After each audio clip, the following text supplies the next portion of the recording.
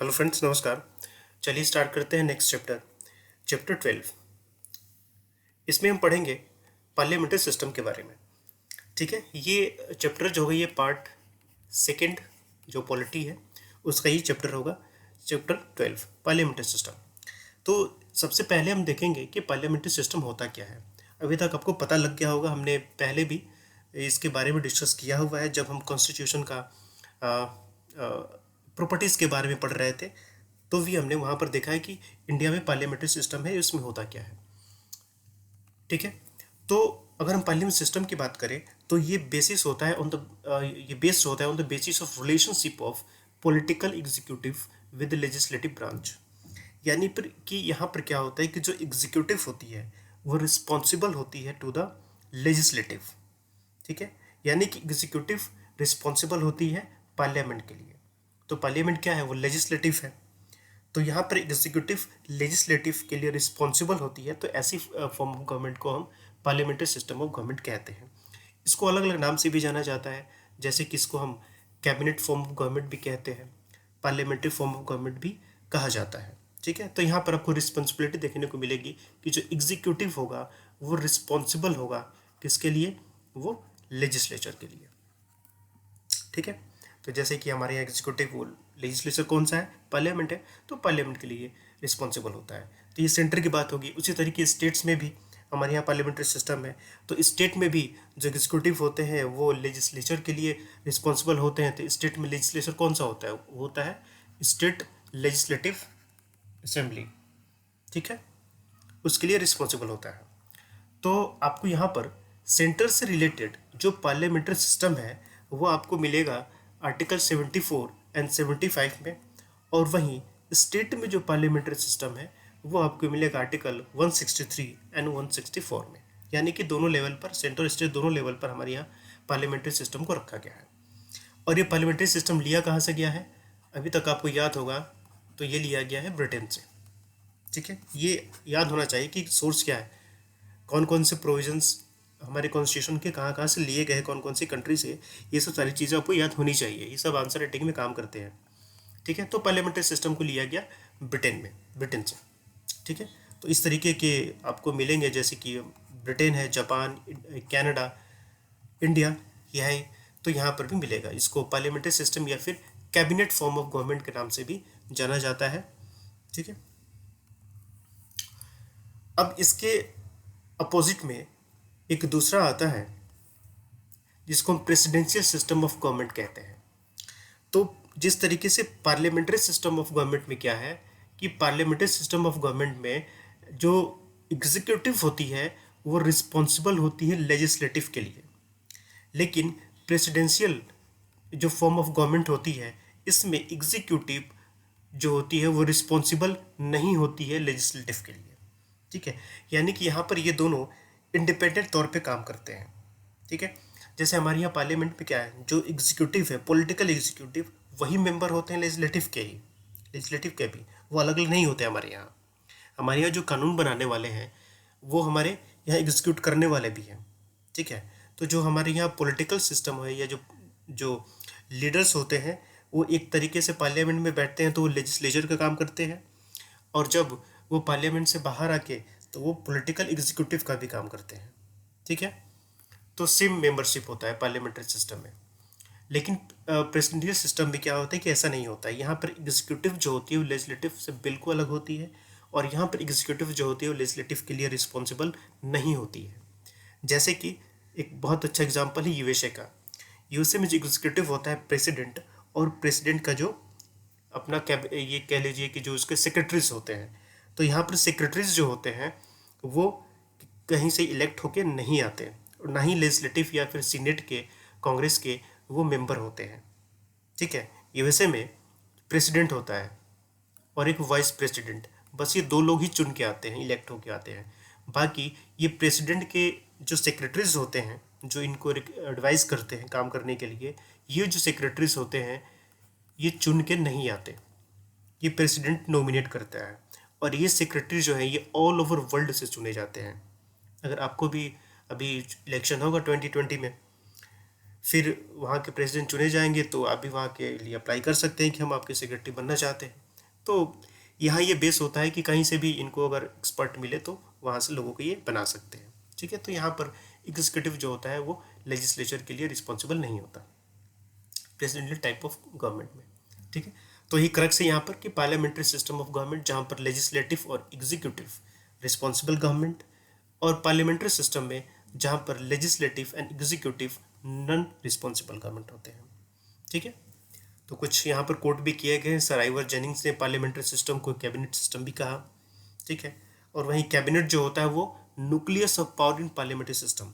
अब parliament system में क्या होता है, यहाँ पर अगर सेंट्रल लेवल की बात करें तो यहाँ पर प्राइम मिनिस्टर होते हैं, और प्राइम मिनिस्टर के अलावा कौन होता है, काउंसिल ऑफ मिनिस्टर्स होते हैं। अब काउंसिल ऑफ मिनिस्टर्स जो होता है एक बहुत बड़ी बॉडी होती है, और इसमें से एक छोटी बॉडी होती है जिसको हम कहते हैं कैबिनेट। ठीक है, तो कैबिनेट में मेन मेन जो ये आपको कैबिनेट मिनिस्टर जो होते हैं, यानी कि जिनको डायरेक्ट मिनिस्ट्री दी जाती है, ये सिर्फ वो होते हैं कैबिनेट मिनिस्ट्री में। अदरवाइज काउंसिल ऑफ मिनिस्ट्री में कैबिनेट मिनिस्टर भी आ जाते हैं, स्टेट मिनिस्टर्स भी आ जाते हैं, जो इनके पास इंडिपेंडेंट चार्ज हो या जिनके पास इंडिपेंडेंट चार्ज ना हो वो सभी आ जाते हैं। तो ये जो होता है ये सबसे इंपॉर्टेंट बॉडी होती है पार्लियामेंट्री सिस्टम की, कैबिनेट, इसलिए इसको कैबिनेट सिस्टम भी कहा जाता है। ठीक है, और ये रियल एग्जीक्यूटिव होती है। ओके, नाउ अब हम देखने वाले हैं comparison parliamentary system of government और प्रेसिडेंशियल सिस्टम ऑफ गवर्नमेंट, और खास करके यहाँ पर एग्जांपल लिया गया है अमेरिका का। ठीक है, तो यहाँ पर हम कंपैरिजन देखते हैं। पहला comparison, nominal and real executive.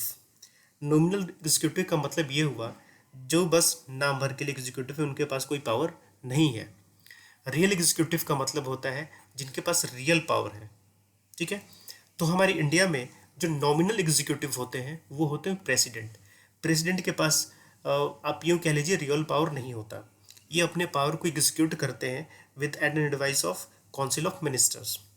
ठीक है, काउंसिल ऑफ मिनिस्टर जो एडवाइस करते हैं ये उन्हीं के बेसिस पर काम करते हैं। हाँ, कुछ इनके पास डिस्क्रिशनरी पावर होता है, जब गवर्नमेंट बनाना हो, इलेक्शन हुआ, किसी की बॉडी किसी की पार्टी के पास मेजोरिटी ना हो, तो उस केस में इनके पास डिस्क्रिशनरी पावर होता है। लेकिन over and all majority of the चीज़ें जो हैं यहाँ पर काउंसिल ऑफ मिनिस्टर के एडवाइस पर ही इनको काम करना होता है, इसलिए नॉमिनल हेड होते हैं एग्जीक्यूटिव, ये रियल एग्जीक्यूटिव नहीं होते। और वहीं जो ये जो प्राइम मिनिस्टर होते हैं ये रियल एग्जीक्यूटिव होते हैं, यानी कि इनके पास रियल पावर होता है काम करने का। ठीक है, और अगर हम प्रेसिडेंशियल गवर्नमेंट की बात करें तो यहाँ पर ऐसा कुछ नहीं होता। यहाँ पर जो प्रेसिडेंट होता है इसके पास सारा पावर होता है काम करने का, तो यहाँ पर प्रेसिडेंट नॉमिनल नहीं होता, यहाँ पर जो प्रेसिडेंट होता है वो रियल एग्जीक्यूटिव होता है। ठीक है, ओके, प्रेसिडेंट जो होते हैं वो स्टेट के हेड होते हैं, लेकिन जो गवर्नमेंट के हेड होते हैं वो होते हैं प्राइम मिनिस्टर। उसी तरीके से स्टेट में भी जो स्टेट का हेड होता है वो गवर्नर होता है, बट गवर्नमेंट का जो हेड होता है वो चीफ मिनिस्टर होता है। ठीक है, तो ये एक डिफरेंस हो गया। मेजोरिटी पार्टी रूल, यानी जिस पार्टी को जितना वोट मिले, मतलब ज़्यादा सीटें मिले, वो क्या होती है यहाँ पर चुन के आती है। ठीक है, तो अगर यहाँ पर मेजोरिटी नहीं है तो फिर क्या होगा, कोलिशन गवर्नमेंट देखने को मिलेगा। ठीक है, और यहाँ पर जो लीडर होता है पार्टी का, जो चुन के पार्टी आती है, जो अपनी सरकार बनाती है, उसकी पार्टी का लीडर जो होता है प्राइम मिनिस्टर होता है। ठीक है, और स्टेट में चीफ मिनिस्टर होता है जिसको अपॉइंट किया जाता है सेंटर में प्रेसिडेंट के द्वारा और स्टेट में गवर्नर के द्वारा। और जो अदर मिनिस्टर होते हैं उनको भी अपॉइंट करता है president, but on the recommendation और एडवाइस ऑफ प्राइम मिनिस्टर। यहाँ पर प्राइम मिनिस्टर क्या करता है कि अदर मेंबर्स को अपॉइंट करने के लिए रिकमेंड करता है। उसी तरीके से स्टेट में भी जो चीफ मिनिस्टर होता है वो अदर मिनिस्टर को अपॉइंट करने के लिए रिकमेंड करता है गवर्नर को, तो वो अपॉइंट करते हैं। ठीक है, तो यहाँ पर काउंसिल ऑफ मिनिस्टर्स होते हैं headed by PM eight and advise the president. ठीक है, लेकिन यहाँ पर क्या होता है, यहाँ पर तो प्रेसिडेंट चुन के आते हैं, लेकिन प्रेसिडेंट का जो कैबिनेट होता है, यानी प्रेसिडेंट के जो सेक्रेटरीज होते हैं वो यहाँ पर चुन के नहीं आते। यहाँ पर काउंसिल ऑफ मिनिस्टर में ये जितने मिनिस्टर हैं वो चुन के आते हैं, और जो नहीं चुने हुए हैं वो 6 महीने के लिए उनको मिलता है टाइम कि चुन के आ सकते हैं, या फिर जो राज्यसभा से हैं वो भी आ सकते हैं, हाँ, बशर्ते कि वो इनडायरेक्टली इलेक्टेड है। लेकिन यहाँ पर प्रेसिडेंट के अलावा प्रेसिडेंट के कैबिनेट में जो भी होता है वो इलेक्टेड या नॉमिनेटेड नहीं होता। ठीक है, वो कहीं भी कोई भी अप्लाई कर सकता है, फिर वो प्रेसिडेंट के ऊपर है कि वो जिसको रखना चाहे वो रख सकते हैं। ठीक है, और ये जो बॉडी होती है यहाँ पर, इस प्रेसिडेंट की जो कैबिनेट होती है वो एक एडवाइजरी बॉडी होती है जो प्रेसिडेंट को एडवाइस करती है। ठीक, यहाँ पर लिखा हुआ है कि ये जो एडवाइजरी बॉडी होगी ये नॉन इलेक्टेड डिपार्टमेंटल सेक्रेटरीज होते हैं। ठीक है, जो selected and appointed by him, यानी कि प्रेसिडेंट के द्वारा इनको सिलेक्ट और अपॉइंट किया जाता है, और कभी भी प्रेसिडेंट चाहे तो उनको हटा सकता है उनके ऑफिस से। ठीक है, now the next is a collective responsibility. Parliamentary system में जो मिनिस्टर्स होते हैं या जो काउंसिल ऑफ मिनिस्टर होती है, काउंसिल ऑफ मिनिस्टर क्या होती है, वो लेजिस्लेचर के लिए रिस्पॉन्सिबल होती है। जैसे कि सेंटर में जो काउंसिल ऑफ मिनिस्टर है वो पार्लियामेंट के लिए रिस्पॉन्सिबल है। स्टेट में जो काउंसिल ऑफ मिनिस्टर है वो स्टेट लेजिस्लेटिव असेंबली के लिए रिस्पॉन्सिबल है। ठीक है, लेकिन प्रेसिडेंशियल टाइप ऑफ गवर्नमेंट में ऐसा नहीं देखने को मिलता। ये प्रेसिडेंट जो होते हैं वो लेजिस्लेचर के लिए यानी कि कांग्रेस के लिए रिस्पॉन्सिबल नहीं होते हैं।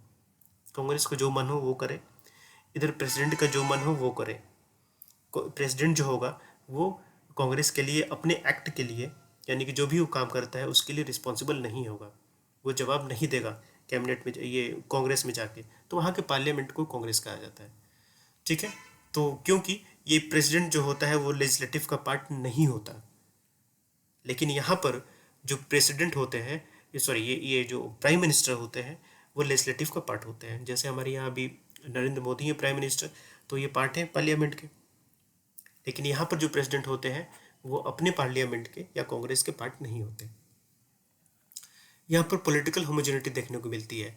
पॉलिटिकल होमोजेनिटी का मतलब यहाँ पर एक पार्टी से जितने लोग चुन के आते हैं उनमें जो विचारधारा होगी वो लगभग सेम होती है, उनकी आइडियोलॉजी जो होगी वो लगभग सेम होती है, इसलिए यहाँ पर पॉलिटिकल होमोजेनिटी इसको हम कहते हैं। ठीक है, सेम पॉलिटिकल आइडियोलॉजी। अगर सेम पार्टी होती है, अगर कोलिशन गवर्नमेंट है, ठीक है, ये गठबंधन बना के आए हुए हैं, फिर भी यहाँ पर एक मिनिमम कंसेशन होता है, यानी कंसेसस होता है कि सहमति होती है कि इन इन चीज़ों पे हम क्या करेंगे कि अपनी आप सहमति बनाए रखेंगे। ठीक है, लेकिन अब ये कॉन्सेप्ट तो यहाँ पर आता ही नहीं क्योंकि ये तो लेजिस्लेटिव के पार्ट होते ही नहीं है, और इनके जो कैबिनेट के लोग होते हैं वो तो सिलेक्टेड होते हैं, प्रेसिडेंट के ऊपर डिपेंड करता है, तो यहाँ इस चीज़ की कोई बात ही नहीं है। Okay, double membership. Double membership का मतलब ये हुआ कि यहाँ पर जो मेंबर होते हैं वो लेजिस्लेटिव के भी पार्ट होते हैं और वो एग्जीक्यूटिव के भी पार्ट होते हैं। ठीक है, जैसे कि लेजिस्लेचर के भी पार्ट और एग्जीक्यूटिव के पार्ट। अगर आप सेंटर में हैं तो आप पार्लियामेंट के भी पार्ट होंगे, चाहे हो सकता है राज्यसभा या लोकसभा किसी भी पार्ट हो सकते हैं। ठीक है, और आप एग्जीक्यूटिव के भी पार्ट हो सकते हैं। लेकिन अमेरिका में ऐसा नहीं है, अगर आप चुन के आए हैं तो आप सिर्फ एग्जीक्यूटिव के पार्ट है, लेजिस्लेटिव से कोई रिलेशन ही नहीं है। यहाँ पे सेपरेशन ऑफ पावर देखने को मिलता है। ठीक है, कि एग्जीक्यूटिव का लेजिस्लेटिव से कोई मतलब ही नहीं है। The doctrine of separation of powers is the basis of American presidential system. Okay, now dissolution of the lower house। यहाँ पर लोअर हाउस यानी कि लोकसभा या फिर स्टेट जो असेंबलीज होती हैं उनका डिसोल्यूशन होता है, और ऑन द एडवाइस ऑफ या रिकमेंडेशन ऑफ पीएम। लेकिन यहाँ पर प्रेसिडेंट ऐसा नहीं कर सकता, उसके पास पावर ही नहीं है हाउस ऑफ रिप्रेजेंटेटिव को डिसॉल्व करने का, क्योंकि उसका मेंबर ही नहीं है वो। ठीक है, साथ ही साथ सेक्रेसी। यहाँ पर जो मिनिस्टर्स होते हैं वो प्रिंसिपल ऑफ सेक्रेसी के बेसिस पर काम करते हैं। इसका मतलब ये हुआ कि कैबिनेट के अंदर या गवर्नमेंट के अंदर जो भी प्रोसीडिंग्स चल रही है, जो भी पॉलिसीज़ हैं, जो भी डिसीजन लिए जा रहे हैं वो सीक्रेट रहेंगे, उनको लीक नहीं बाहर किया जाएगा। ठीक है, तो ये जो होते हैं dependent on the principle of secrecy.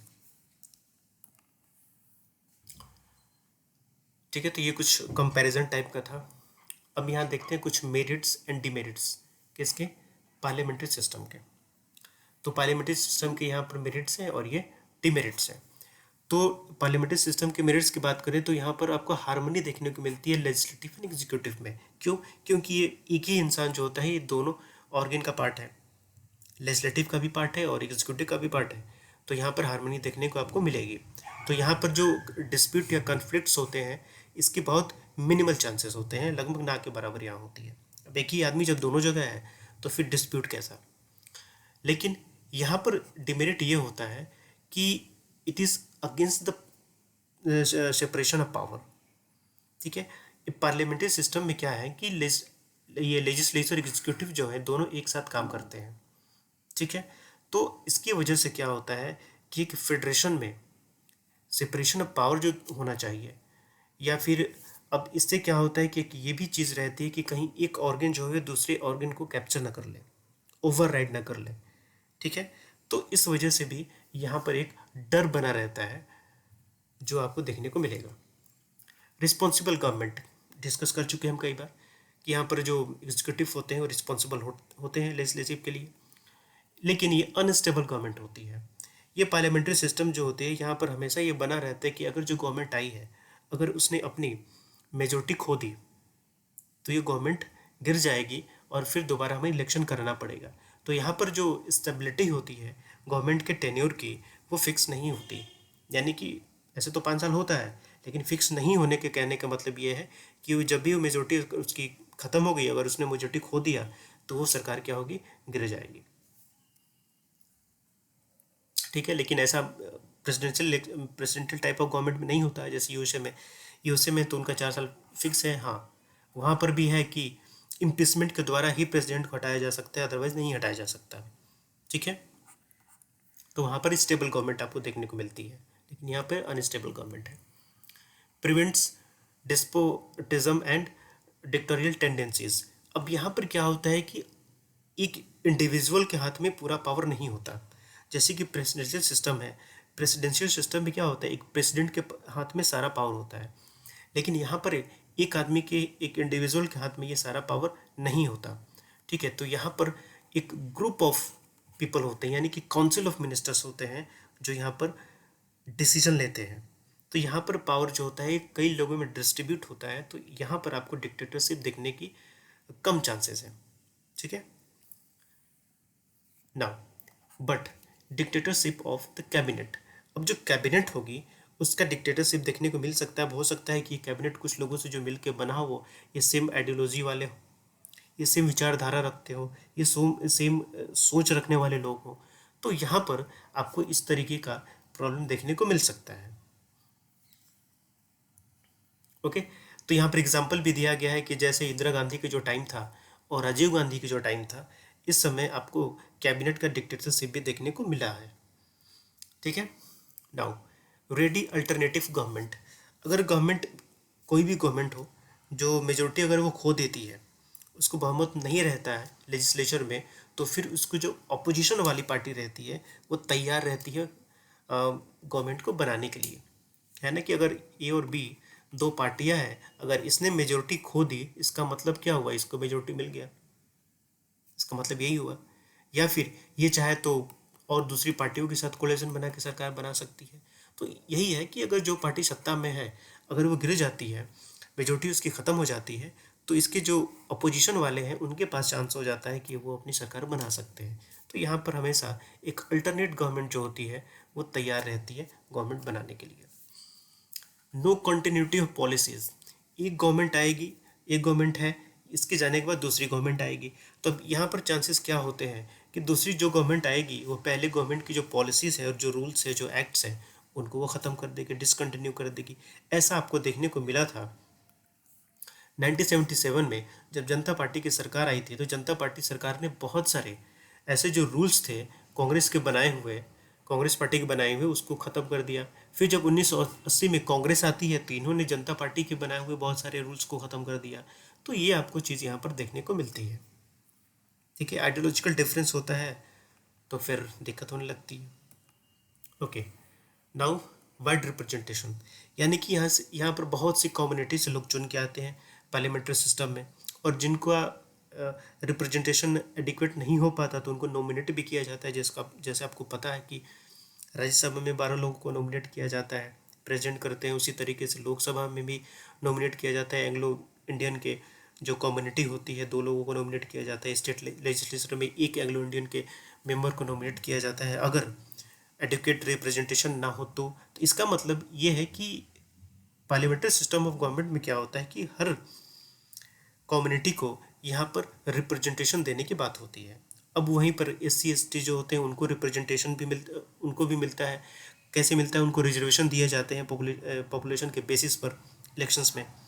ठीक है, तो यहाँ पर आपको वाइड रिप्रेजेंटेशन देखने को मिलेगा सोसाइटी का।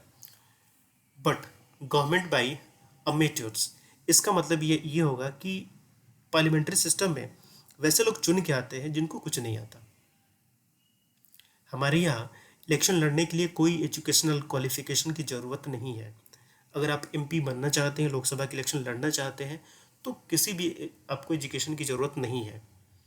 अब जब आपके पास कोई एजुकेशन ही नहीं है तो डेफिनेटली ये आम बात है कि जब आप MP चुन के आएंगे तो आप काम क्या करेंगे। ठीक है, तो यहाँ पर ये आपको प्रॉब्लम देखने को मिलती है।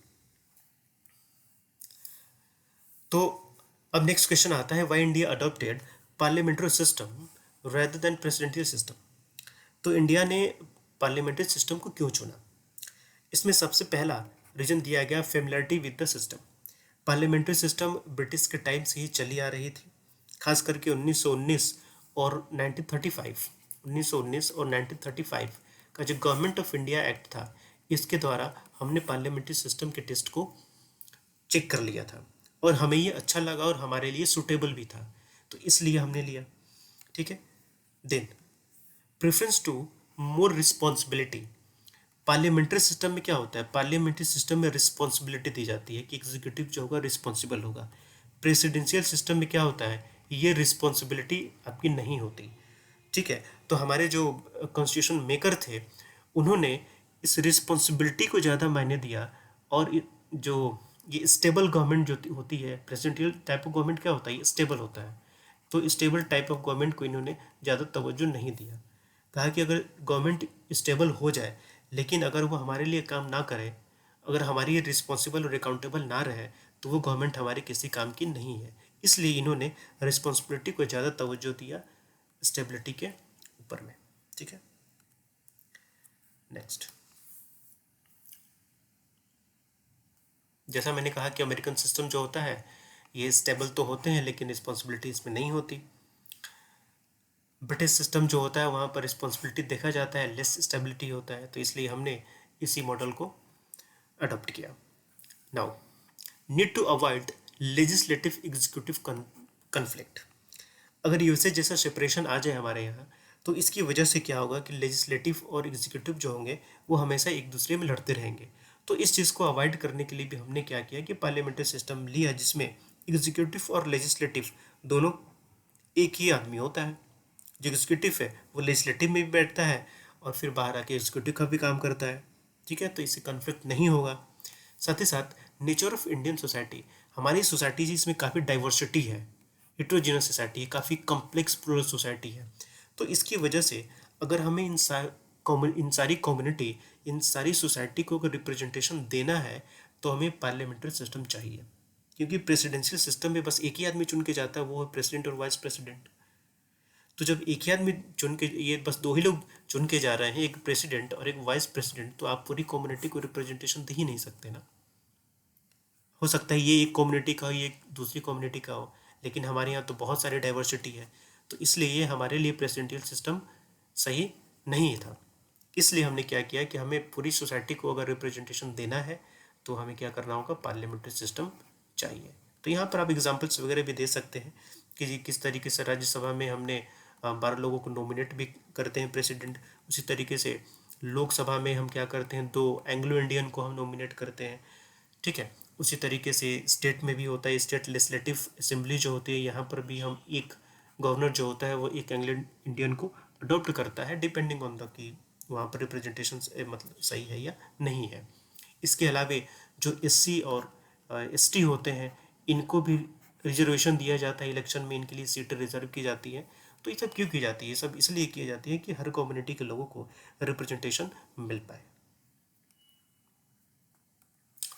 ओके। नाउ अब यहाँ पर कहा गया है कि the parliamentary system of government in India is largely based on the British model, but it is different from that. और पार्लियामेंट्री सिस्टम तो ब्रिटिश से लिया भी गया है, लेकिन एज इट इज़ नहीं लिया गया। हम जैसे क्वेश्चन आते हैं ना कई बार कि ये जो इंडियन कॉन्स्टिट्यूशन ये एक बोरोड कॉन्स्टिट्यूशन है, बट ऐसा नहीं है। क्यों? क्योंकि जो हमने चीज़ें ली हुई हैं उसको हमने अपने अकॉर्डिंग मॉडिफाई किया हुआ है। जैसे पार्लियामेंट्री सिस्टम है, ये पार्लियामेंट्री सिस्टम हमने ब्रिटेन से लिया, लेकिन हमने एज इट इज़ नहीं लिया, हमने इसको मॉडिफाई किया। जैसे हमने क्या कर दिया कि इंडिया जो है एक रिपब्लिक स्टेट होगा, लेकिन ब्रिटेन क्या है, एक रिपब्लिक स्टेट नहीं है। क्योंकि हमारे यहाँ जो रिपब्लिक स्टेट का मतलब क्या है, यानी कि हेड ऑफ स्टेट।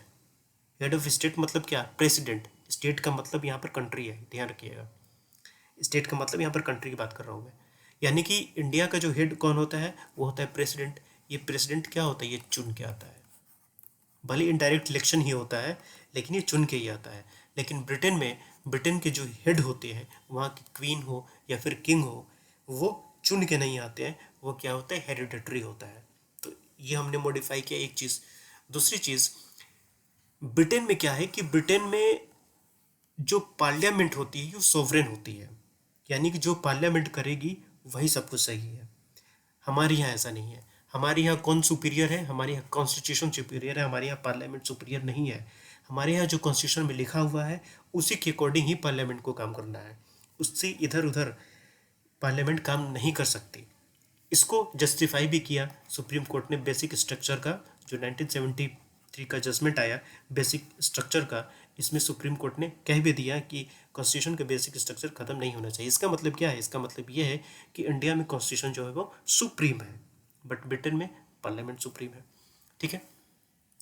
इंडिया में पीएम जो होता है वो पार्लियामेंट का ये हिस्सा होना चाहिए, वो चाहे वो लोकसभा हो चाहे वो राज्यसभा हो। ठीक है। जैसे हमारे मनमोहन सिंह थे, हमारे प्रीवियस जो प्राइम मिनिस्टर थे, वो राज्यसभा के मेंबर हुआ करते थे, फिर भी पीएम हुआ करते थे। लेकिन ब्रिटेन में ऐसा नहीं है। ब्रिटेन में अगर आपको पीएम बनना है तो आपको लोअर हाउस का ही मेंबर होना पड़ेगा। अपर अपर हाउस के अगर मेंबर है तो आप पीएम नहीं बन सकते। ये हमने मॉडिफाई किया। ठीक है। साथ ही साथ हाँ, इंडिया में वो लोग भी पीएम बन सकते, सॉरी, एमपी बन सकते हैं जो पार्लियामेंट के पार्ट नहीं है। लेकिन यहाँ पर कंडीशन है कि उनके 6 महीने के अंदर उनको चुन के आना पड़ेगा, या तो राज्यसभा से आए या फिर लोकसभा से आए। ठीक है। लेकिन अगर आप हिस्सा नहीं है तो बन सकते हैं, लेकिन मैक्सिमम 6 महीने के लिए। लेकिन ब्रिटेन में ऐसा नहीं है। ब्रिटेन में अगर आप पार्लियामेंट के हिस्सा नहीं है तो आप एमपी नहीं बन सकते। ठीक है। साथ ही साथ हमारे यहाँ जो होती है मिनिस्टर्स की, ये लीगल रिस्पॉन्सिबिलिटी नहीं होती है। क्यों? क्योंकि हमारे यहाँ जो सारे काम किए जाते हैं वो किए जाते हैं on the name of president. इसलिए कोई भी मिनिस्टर जो होता है इंडिया में, वो अपने काम के लिए लीगल रिस्पॉन्सिबल नहीं होता। लेकिन ब्रिटेन में ऐसा नहीं है। ब्रिटेन में क्या होता है, जो मिनिस्टर होते हैं वो अपने काम के लिए रिस्पॉन्सिबल होते हैं। ठीक है। ब्रिटेन में एक सिस्टम होता है जिसको हम कहते हैं शैडो कैबिनेट। शैडो कैबिनेट ये एक इंस्टीट्यूशन है ब्रिटेन ब्रिटिश पार्लियामेंट्री सिस्टम में, जो क्या करता है कि एक अल्टरनेट गवर्नमेंट की तरफ काम करता है। वो अपने जो एमपी हैं उनको तैयार करता है नेक्स्ट इलेक्शन के लिए, या फिर किस तरीके से अगर हमारी गवर्नमेंट बनती है तो हमें किस तरीके से डिसीजन लेना चाहिए, अपने मेंबर्स को ट्रेन करता है। ठीक है। तो ये एक ऐसा इंस्टीट्यूशन आपको देखने को मिलता है, और इस तरीके का इंस्टीट्यूशन इंडिया में देखने को नहीं मिलता। तो भले हमने पार्लियामेंट्री सिस्टम ब्रिटेन से लिया, लेकिन इट इज़ नॉट बोरोड। इसको हमने मॉडिफाई किया अपने अकॉर्डिंग, और बहुत सारे मॉडिफिकेशन आपको देखने को मिलते हैं। तो इसी तरीके से हर जगह से जितनी भी चीज़ें ली गई हैं उनको कहीं ना कहीं हमने मॉडिफाई करके ही एक्सेप्ट किया है। ठीक है। तो चलिए, ये हमारा चैप्टर था पार्लियामेंट्री सिस्टम ऑफ गवर्नमेंट, ये कंप्लीट होता है। अब नेक्स्ट में हम मिलेंगे जिसमें हम फेडरल गवर्नमेंट की या फेडरल सिस्टम की बात करेंगे। ठीक है। Thank you. Best of luck.